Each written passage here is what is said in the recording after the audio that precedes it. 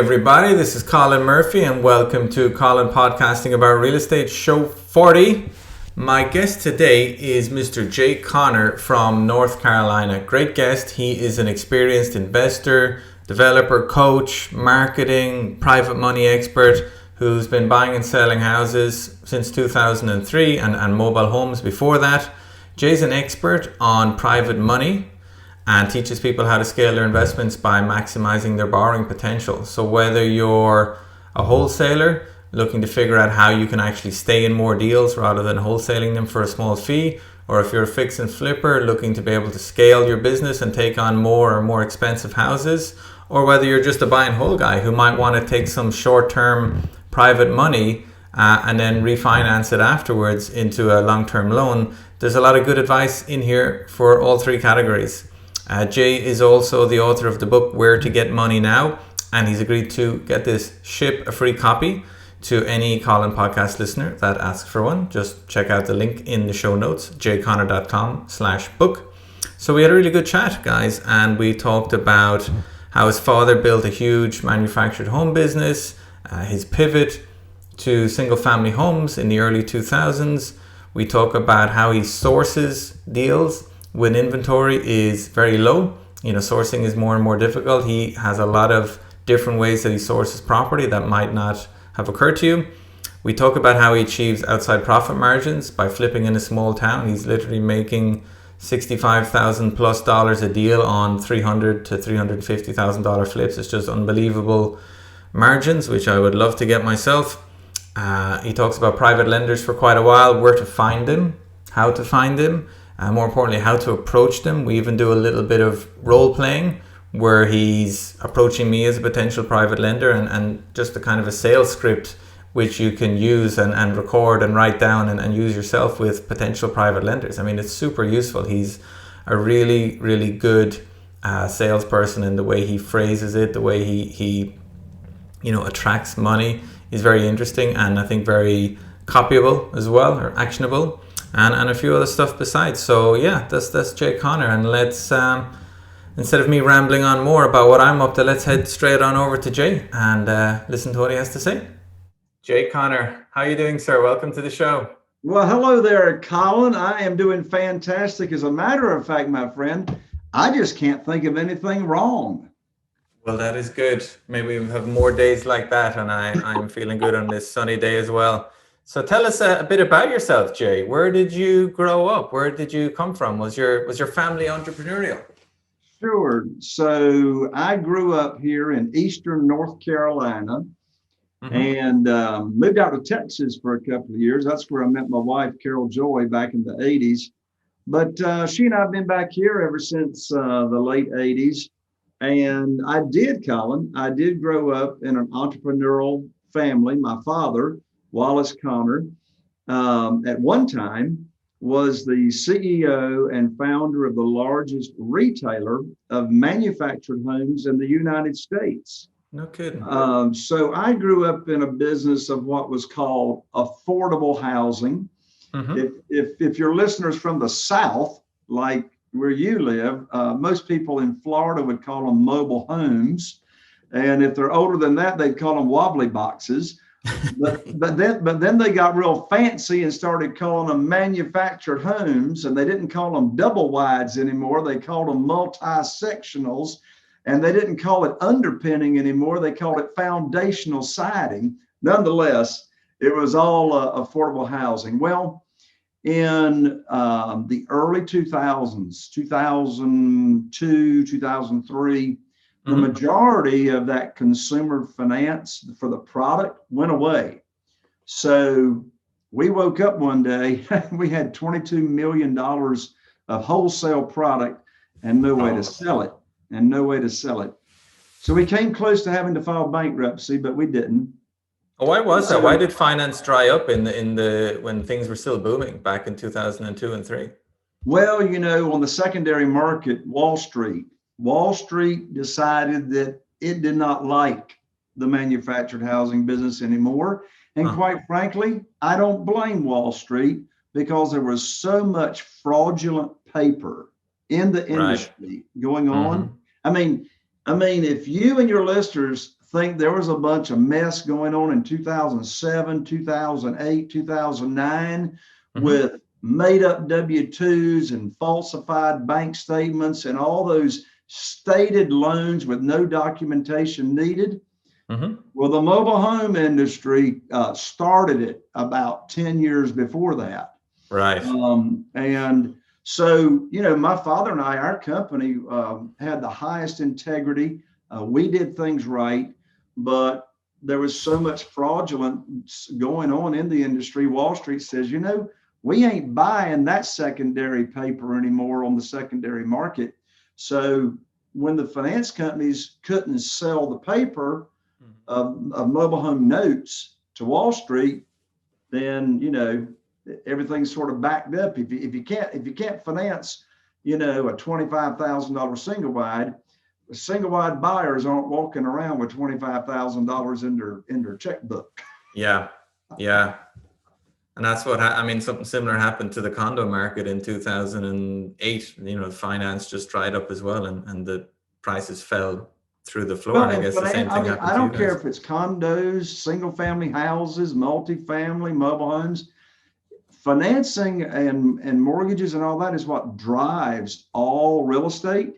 Look what's driving real estate today for primary residences. My word, people are refinancing at 2%. Crazy. So it's the financing that drives it all. Yeah. So what happened was that what happened to the business? You say you came close to going bankruptcy. It sounds like you managed to avoid that. Well, the popular word that I hear more people saying today than any other time since COVID and the pandemic and all that stuff is pivot. You got to pivot. Right? Good skill to have. Yeah, yes, sir. Everybody's pivoting or adapting. Well, I knew if I ever got out of the mobile home business, I wanted to get into single family houses. There's a long story behind that as to why. I'll give you the short version. When I was selling single wides, trying to make $3,000 profit on a single wide, a good friend of mine in New Bern, North Carolina, got his father-in-law to come buy a fixer-upper. And in 90 days, with him and his wife doing sweat equity on the weekends, they pocketed $30,000 on a little single family house. And nice. I said, okay, I like 30,000 better than 3,000. So if I ever get out, and if there's a way to scale it, because mobile homes were scaled, we had retail sales centers, and people came there and shopped and bought. So in 2003, my wife Carol Joy and I invested in our first single family flip, and I didn't know what I was doing. But it worked out. We pocketed $40,000 on our first flip. That's a home run for a first deal, or for most deals for that matter. That's just using, local bank money. And so from 2000, so we went full time in 2003. That first year we did 3 houses. We flipped all 3, one at a time, made good money doing that. And so Colin, the first 6 years in single family houses, from 2003 to 2009, I relied on local banks, traditional lenders, mortgage companies, institutional money to fund my deals. Yep. But in January 2009, like the rest of the world, I got cut off with no notice from the banks, mortgage companies. I had a fantastic record. And I knew very, very quickly that I had to find a different and quicker and more efficient way to fund my deals. What does that mean, getting cut off with no notice? What does that mean, practically speaking? What that means is I picked up this telephone receiver and I called my banker, and his name was Steve. The operative word in that sentence is was. He was my banker. So I called him up, and I had 2 houses under contract to buy. Each one of those houses had a projected profit of over $50,000 each. Bear in mind, our total investing market is only 40,000 people right here in Eastern North Carolina. So $100,000 on 2 deals, that was going to be pretty good. Yep. Well, I had this conversation, Colin, with Steve many, many times. Call him up. I mean, I've been doing business with him for 6 years, done a ton of deals, had a line of credit, right? And it's a local bank right here in Morehead City. And so Steve went quiet on the phone, which is never a good sign when your banker goes quiet. So he finally cleared his throat and he said, Jay, I'm sorry to tell you, but the bank has collapsed your line of credit. I never heard of a line of credit being collapsed. What does that mean? I knew it didn't sound good. I said, Steve, what do you mean? He says, well, the bank just isn't loaning out money to real estate investors anymore these days because of what's going on with the global financial crisis. Well, my first thought was, I wish I had known that before I had put non-refundable earnest money down on 2 deals. Yep. My next thought was, what am I going to do? So here's a writer downer for you folks, Colin. And that is, it's impossible to fail until you decide to quit. You can't fail until you decide to quit. And quitting wasn't an option for me. So I called my buddy Jeff, who was a real estate investor in Greensboro, North Carolina. I told him what had happened. I said, I just got cut off from the banks, meaning my line of credit had been cut. Right. No more line of credit, no more funding, no matter what kind of tap dance I did. And I said, Jeff, what are we going to do? He said, well, first, welcome to the club. They just cut me off last week. I said, what are you going to do? And so Jeff told me about this concept of private money and private lending. I'd never heard of private money and private lending, didn't know what it was. Hey, Colin, I had never heard of hard money. Yeah. I didn't know what hard money was. Bear in mind, in my world, private money is very different than hard money, very different. So I put my program together and I was able to raise over $2 million from individuals, from private lenders, to fund our deals. And I tell you what, Colin, it was the biggest blessing in disguise that I've ever been through in business. In fact, Colin, if I hadn't gone through that adversity of having funding and then having no funding, I wouldn't even be here on your show today, because it was because of that difficulty, of that challenge, of that necessity that caused me to go find another way. And then as a result, 2 years after that, I find myself teaching and coaching other real estate investors on how to go do exactly what I did. And so since that time in February 2009, Carol Joy and my team, we have not missed out on a deal because we did not have the funding. And as a result, we've rehabbed in our little area right here over 400 houses. That's amazing. So it's like 1% of the market, or maybe more than 1% of the market, 40,000 people. You figure that's about maybe 12,000 houses. It's quite a chunk. That's impressive. So what does your real estate business look like now? I mean, you said you started off doing 3 the first year, one after another, making good money in each one. What kind of deals are you doing now, and what kind of volume? Yeah, so in our small market of 40,000 people, we don't do that many deals. We do 2 or 3 a month. But the average profit per house, per single family house, is $67,000. Wow. Well, how in the world can you make $67,000 on a median price of $225,000 to $250,000? I'd like to know that. That's the median price. Obviously, we do something. I got a house right now, just went under contract yesterday. It's under contract to sell for $382,000, and I bought it for $250,000, and I only had to put $15,000 in it. So there's those price points. We did one at Emerald Isle Resort here last year. That was an $895,000 home. Bought it for $480,000 and put a couple of hundred in it. But those are out of the ordinary. Our median price is $225,000 to $250,000. So obviously, to make those kind of profits, you got to have the private money lined up to where you can pay all cash and close quickly. All of our offers, we offer to close within 7 days. Secondly, you got to know how to find them. I can tell you where they are not located. They are not located in the multiple listing service. right? Because the market's Fair so enough. hot right now. Anything that goes in the MLS, Yeah, it's crazy gone. hot. Mm-hmm. So the way we're able to do this type of business is to have our marketing in place. We do a ton of Facebook ads. We do Google ads.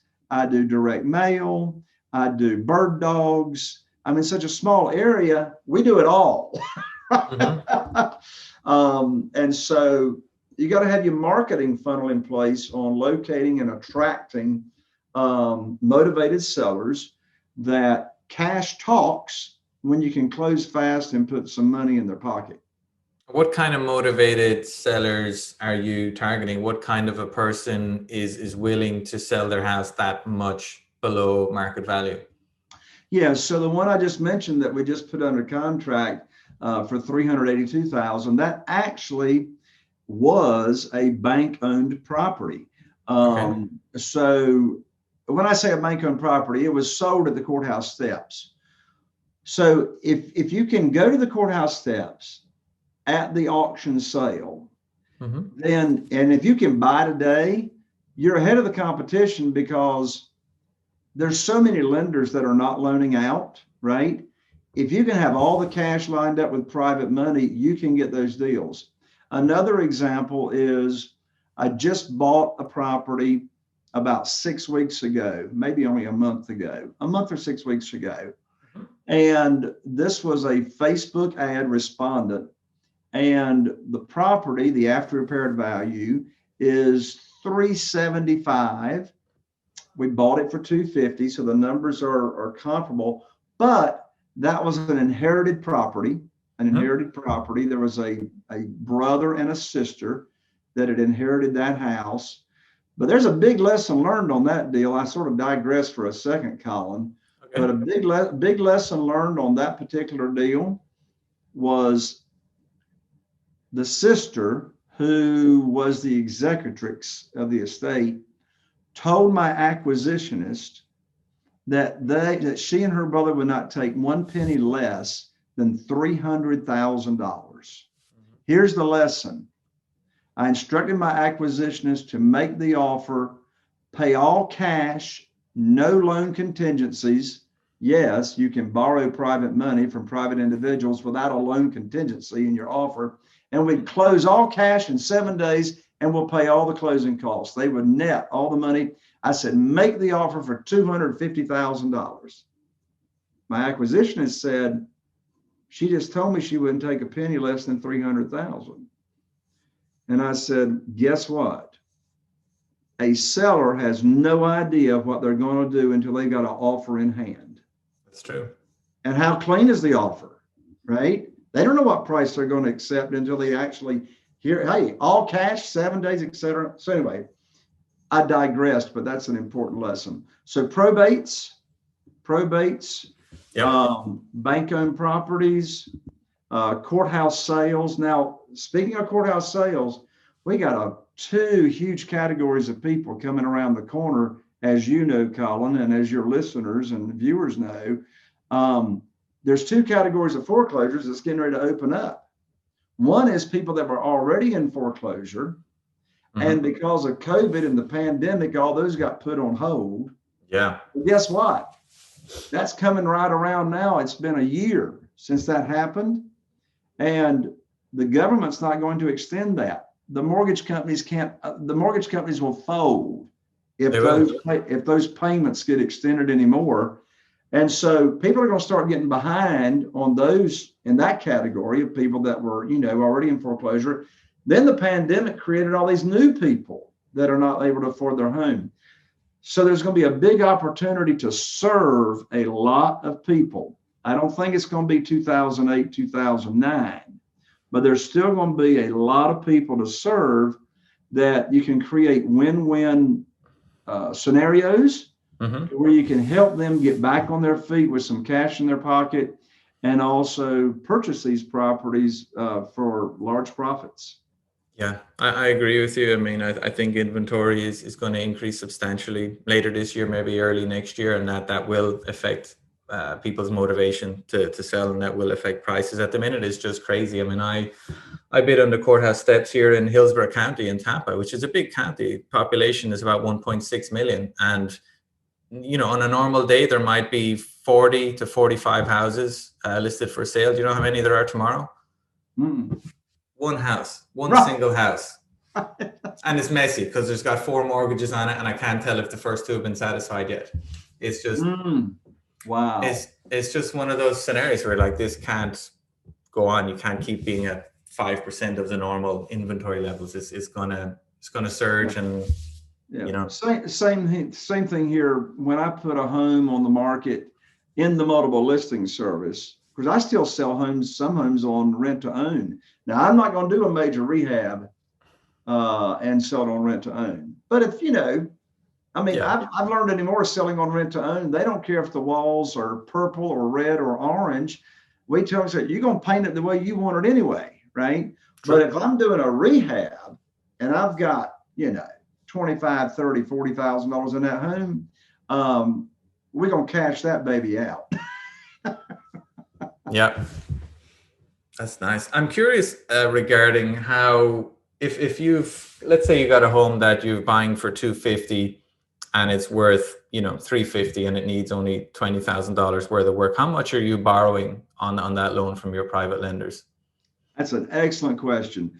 So the formula that I use, and when I borrow from my private lenders, I don't want to allow them to loan me and my company more than 75% of the after repaired value.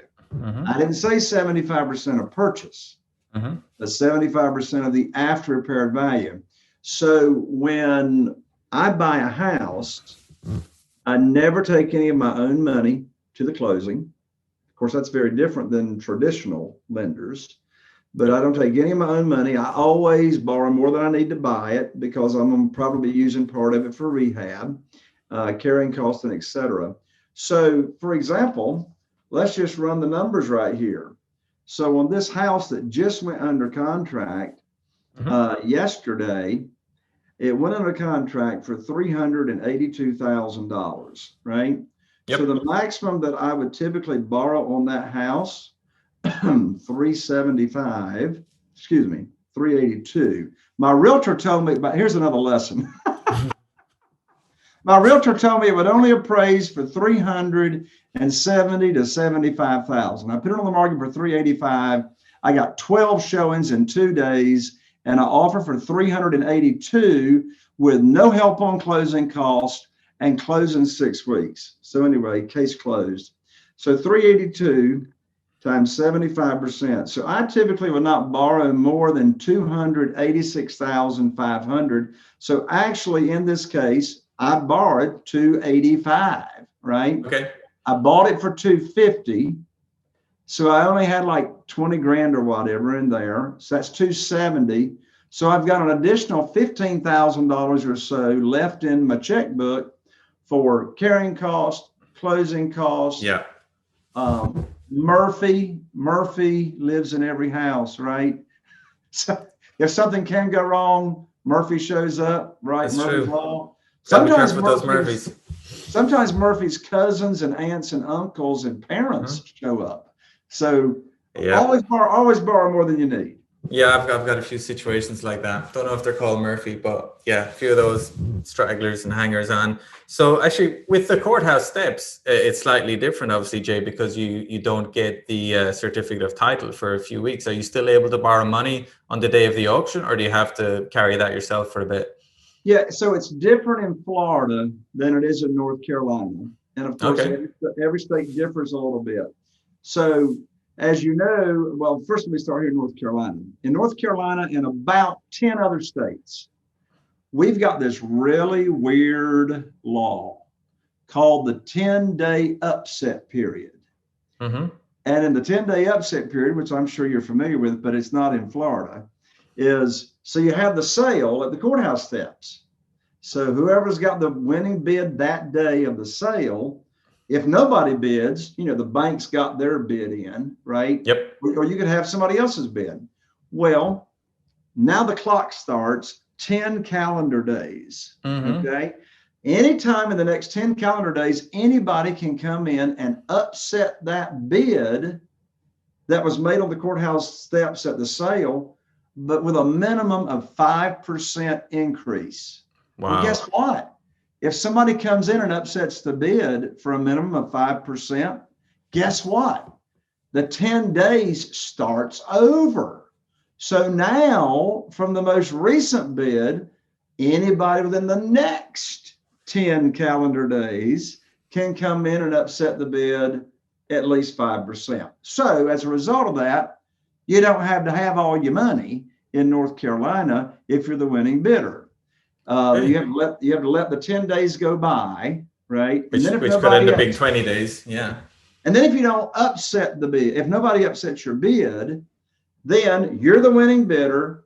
Now you still don't have to come up with all the money. You're going to get a letter from the substitute trustee who says, you're the winning bidder. You now have this deadline date to send us all the money and we'll send you a deed. By the way, don't ever give money to a substitute trustee for them to give you the deed. I always use my real estate attorney to get the deed, and I pay my real estate attorney the money. Now let's go to Florida.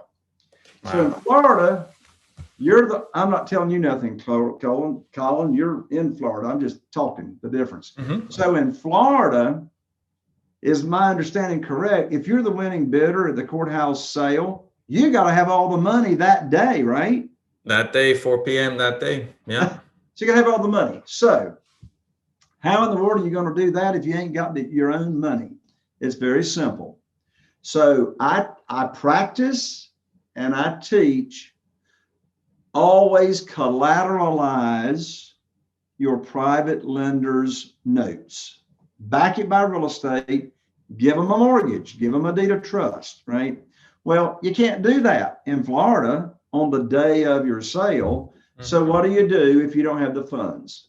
It's very simple. You borrow unsecured funds from your private lender or private lenders, and then as soon as the title or deed transfers into your entity name, you then collateralize the note and protect your private lender.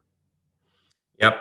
You need some friendly money for that, or very good relationships for that. And I have a couple like that, but it took a while to get to that level where people are comfortable giving you that unsecured Absolutely. loan. And I'm glad you just said an important word, Colin, and that is, when I talk private money, it's relationship money, right? Mm-hmm. But there's really three categories of private money or relationship money. One category is people you already know and you got some kind of relationship with, and they're in your cell phone, your Christmas card list, your email list, your Facebook friends, all that. By the way, I don't mean your fake Facebook friends. No, the real ones, yeah. Your real Facebook friends. And another category of these private lenders or individuals are existing private lenders. So we teach how do you locate them people and establish a relationship. The third category is what I call your expanded warm market or your expanded relationship market. You know, I say go to where the money is, you know, and I teach how to do that in your local community. Get involved. Rotary Club, nonprofits, civic clubs, church, Chamber of Commerce, and then you got all the networking groups, BNI, BizConnect, all that stuff. So the more of a connector you are, the more money that's going to be chasing you and that you attract. That's brilliant advice. And I think anybody can do that. It's get yourself into those circles where people with deep pockets are moving and looking for trustworthy investors to park their money with, you know, because they want someone to do all the work and they'll get a return on their money, right? Exactly. I mean, you know, Colin, people sometimes find this hard to believe, but it's the facts. And it's the same with my students as well. I've never asked anybody for money. And they say, Jay, how in the world have you got $7.5–8 million from individuals investing in your deals if you've never asked for money? It's real simple. I became a teacher. Most of my private lenders had never heard of private money or private lending. They'd never heard of self-directed IRAs and using retirement funds to invest in real estate and be a private lender. So I taught them what it was, and I chased nobody. And I have my specific program together. You know, when I was borrowing money from banks, they made the rules. But in this world, I make the rules, right? Yep. And I teach the program, I offer the program. And here's the deal. If they've got investment capital or retirement funds, they're going to be chasing you when you simply make your program available and teach them how it works. So let's wind that back a bit. Like for people that might have a few deals under their belts and they're looking to expand access to money. You know, if they're not a teacher like you are, how should somebody, you've just given us some great advice on how people can find potential private lenders. So let's talk about how could somebody approach them? What's the best strategy to use to approach somebody where you might end up doing business with them? Sure. Well, so let me answer it three ways real quick. So if I want to approach someone and they've never heard about private money or private lending, there's the direct approach and there's the indirect approach. So I'm going to try to be as quick as I can on this. To fully explain it, it would take a few more minutes. But the direct approach is you're simply asking, okay, so it's a short pre-qualifying conversation. You can take place over the phone or in person. So I'll just role play with you, Colin, a little bit. You know, sure. So I call you up on the phone. You're a friend of mine. And I'll say, hey, Colin, this is Jay. How's your day going? How are the kids? And you and I chit chat, you know, a little bit. But I'll get right to it. So this is a direct approach. Now, bear in mind, Colin, you and I already know each other. We've got some kind of relationship, right? And I'll say, Colin, you know, as you may know, I'm investing in real estate these days, and I'm actually preparing myself and my company to serve a lot of people with the tidal wave of foreclosures that's getting ready to happen. So, Colin, what I've got, I have now opened up my real estate investing business to people that I know and I trust. And quite frankly, Colin, what I'm talking about here is by referral only. So I got a program that may or may not be for you, but unless you answer yes to the following question, there's no need for me to give you any more information. And that question is, do you have investment capital or retirement funds not giving you a high rate of return safely and securely? You know what? I do, Jay. I do have money that isn't giving me a high return. Right. So you say yes. So then that leads to a conversation of what private money is, you know, et cetera. Notice I didn't even say anything about private money. I mean, you don't know what private money is if you're my friend, and I haven't told you about it. So I call that the magic question. Do you have investment capital or retirement funds not giving you a high rate of return safely and securely? And then I shut up. That's the direct method. The indirect method is is the way I got my first $250,000 was the indirect method. I didn't know to call it the indirect method. It's just what I did. Okay. So you're my friend, right? And let's say we go to church together. Right. This is not hypothetical. This is exactly what happened.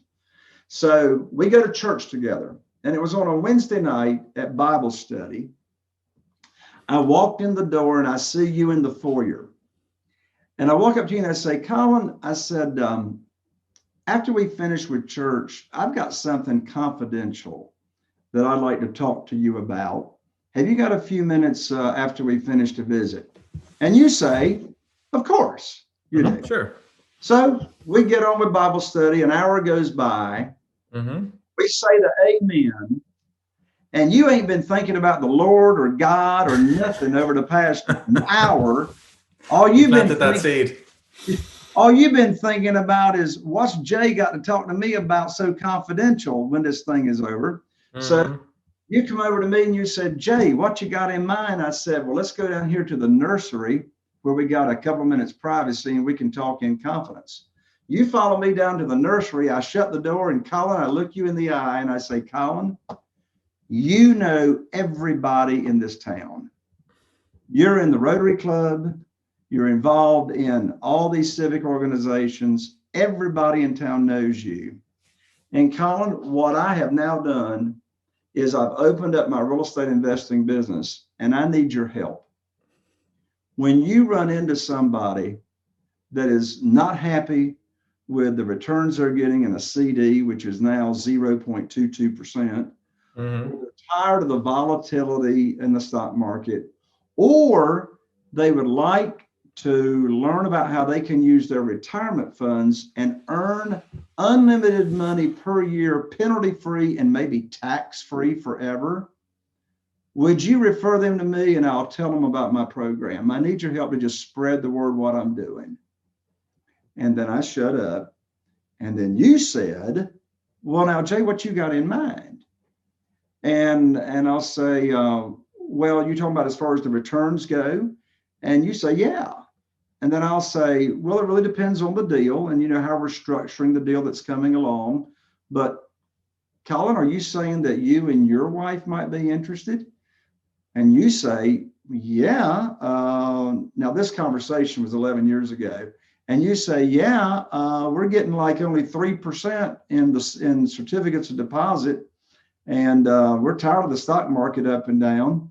And I said, well, what sounds like, oh, and then you say, well, what kind of rates of return are you looking at, Jay? And I said, well, what sounds high to you? And you said, well, I don't know, maybe 5 or 6%. And then I say, well, Colin, I can't pay you 5 or 6%, but I can pay you 8%. And then you looked at me and said, put me down for $250,000. Now, I just summarized a 20-minute or so conversation, but the indirect method is I'm not asking you for money. I'm asking you to help me spread the word. I'm asking you for help. I love it. And that could work both ways. Number one, he could actually spread the word and get you some introductions. And number two, you're piquing his own interest because he wants to know more. He did. Mm-hmm. That particular gentleman that we just role played through, he probably got me over a little bit of time. Another $500,000 from, other people. I think it just goes to show, I mean, there's people in real estate and there's a lot of skills you need to be successful in real estate about analyzing deals and finding deals and calculating the values and learning what renovations are necessary and all that. But probably one that's often overlooked is like, you need to be good at sales. You need to be good at making relationships with people and convincing people that you're a good guy to work with. I mean, that's a super valuable skill to have. Anybody young listening to this, what skills should I learn? Go and work in a sales job for a year when you're 18, 19, get used to hearing no 20 times a day and you'll get pretty good at selling, Yeah. And another big framework of as far as mindset goes, Colin, is I know, the best time to raise money is when you don't need it. Right. Mm-hmm. And the second best time to raise money is when you do need it. but what I mean by that is, my whole mindset and what I teach my students, my whole mindset about attracting money, whenever I've chased money, it eludes me, right? But my mindset is I'm here to serve, really. I love it. Yeah, and that's correct. I'm here to serve and I'm here to make a difference. And if I don't tell other people, particularly that I know and that I'm associated with, if I don't tell them about this program that I've got, I'm doing them a big disservice. The only complaint that I've received from my private lenders is asking me the question, why didn't you tell me about this sooner than you did? Yeah. Right? Because it's such a win-win. I mean, they can't get these rates of return anywhere else, secured by real estate. And quite frankly, in this world of private money, the access to the funding and being able to get it so quickly is actually more important than the rate that you pay. It is. It's much more. I totally agree with you. So let's say we have somebody that takes your great advice and the great way you phrase those questions directly and indirectly, and they got somebody they knew from the Rotary Club or whatever to say, you know what, I do have money and I would like 8%. I mean, what's the next steps for somebody that hasn't actually borrowed money before? Where do they get the correct documents to use? Because they're not the same as what JP Morgan are going to give you on your home mortgage. Exactly. So you got your teacher hat on, you explained how the program works, right? Mm-hmm. and they tell me what range of investment they've got to work with. Is it investment capital? Is it, retirement funds, whatever? If it is retirement funds, then obviously I'm going to need to do a three-way call and introduce them to my representative at my self-directed IRA company that I refer them to. So we want to make sure the funds are in place and ready to go. So here's a great big critical lesson. The money comes first. Get the money verbally pledged, nothing for them to sign, verbally pledged. They got 500,000, 100,000, 50,000, whatever it is they got. Yep. Now I'm going to go find them a deal for us to do. Here's a big lesson I learned the hard way. Don't ever present your private lending program and a deal for your new private lender to consider. You already compromised yourself. You already sound like you're desperate, right? I just want them to say, hey, are you in the program or not? You like the program? So now they're in the program. They're waiting for the phone call. Yeah. The money is sitting there. And so what happens next? I call them up and I only tell them four things. This is more than they want to know anyway. I call them up. You're my private lender, Colin. I say, Colin, I got great news. I can now put your money to work for you. I've got this house over in Newport. The after repaired value is $200,000. The funding needed is only $150,000 on the property, and closing is next Wednesday. And so you'll need to have your funds wired to my attorney's trust account by next Wednesday. Four things: the after repaired value, the township it's located in, the funding required, that's how much you're going to loan, or your private lender, and the closing date. So I tell them those four things. Now, so the most stupid thing I could ask is, do you want to do the deal? Of course you want to do the deal. Yeah, I already told you the one to do the deal.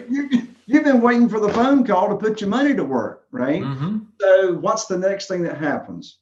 We then contact our real estate attorney. So all of our closings are handled by our real estate attorney. And so now the attorney is going to prepare the promissory note. In North Carolina, it's a deed of trust. Most people call it a mortgage. Those are the only two, and the closing statement. Those are the only three documents. And of course, the deed, they got to prepare the deed. Yep. And those are the only documents they're going to prepare. And then we're going to name the private lender as the mortgagee on the insurance policy.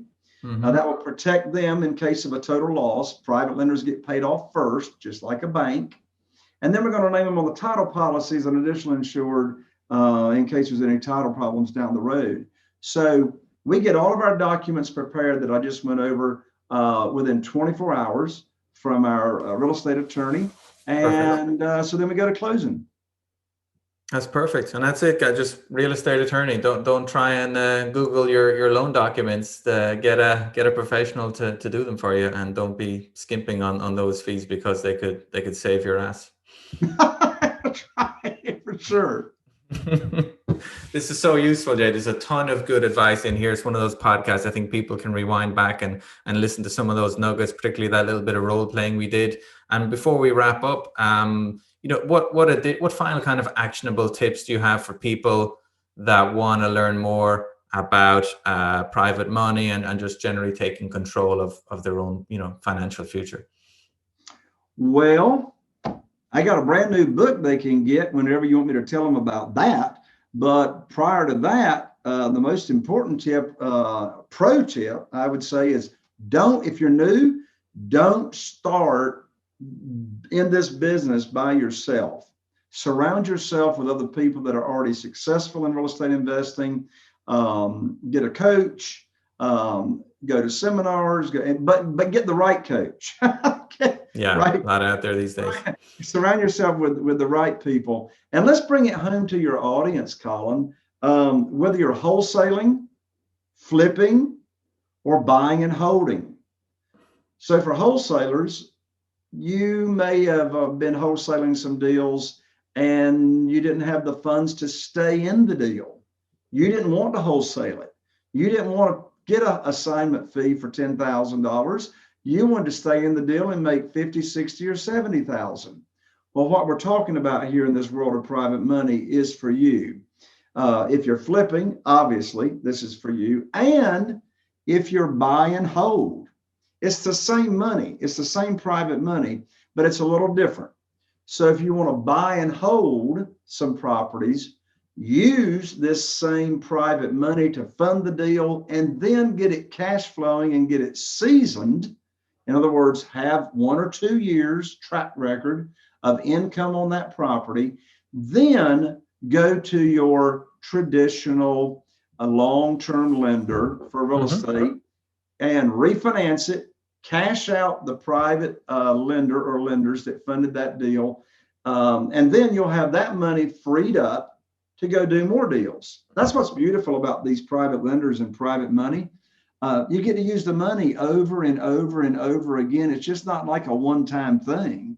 Yeah. So, I mean, these private lenders, and as a matter of fact, they don't want their money back. I mean, what are they going to do with it if you give it back? However, you do have to give it back before you can go do another deal. That's another conversation. True. But anyway, you get to use the money over and over and over again.